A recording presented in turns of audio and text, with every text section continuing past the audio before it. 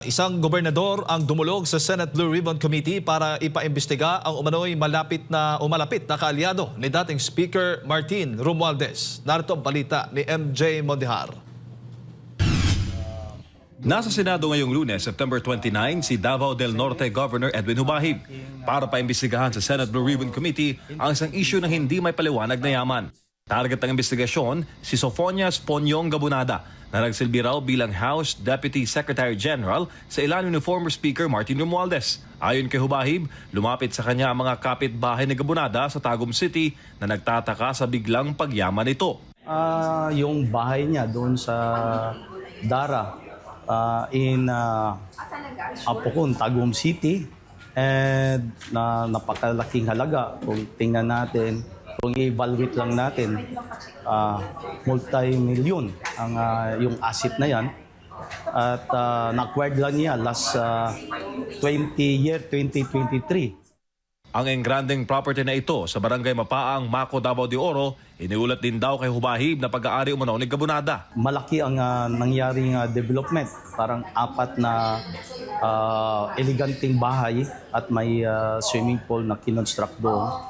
So yung private resort na yan, malaki ang budget at yan ay nakapangalan doon sa kanyang kapatid. At kung tingnan natin, wala naman ding negosyo at walang trabaho. Bukod sa mga property, nakarating din sa gobernador na marami daw heavy equipment itong si Gabunada. Ang posisyon bilang House Deputy Secretary General ay may salary grade 30 na may buwan ng sahod sa pagitan ng 196,000 hanggang 202,000 pesos. Bilang kaalyado ni Romualdez na ngayon na nasasangkot rin sa flood control kickbacks, ay pinasasagot daw ng mga taga Davao del Norte si Gabunada kung saan ang galing ang sinasabing assets na nauna lumabas sa isang major newspaper. Nakakahiya po sa probinsya ng Davao del Norte na yung lumabas sa Manila Times ay yung mismong taga Davao del Norte, constituents natin, na sabi doon na ang dami na niyang properties ngayon na hindi naman tukma doon sa sahod niya sa Kongreso.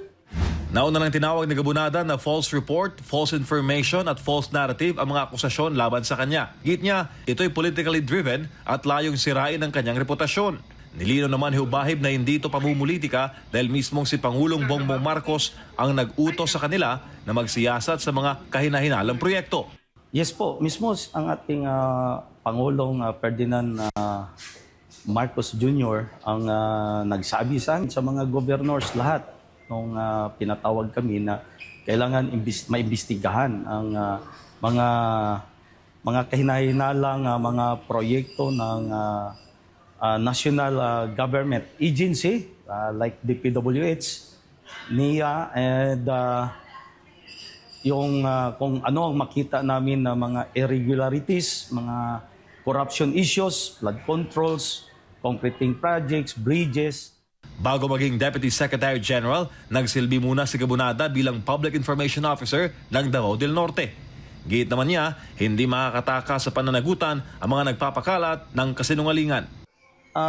Sa Senado po, dahil nasubmit ko na yung documents natin, ako po yung nakiusap sa Blue Ribbon Committee to urging the investigation of Mr. Sofonias Ponyong Gabunada in aid of legislation. So yun po ang aking pakiusap para mabilis po na makita natin ang katotohanan.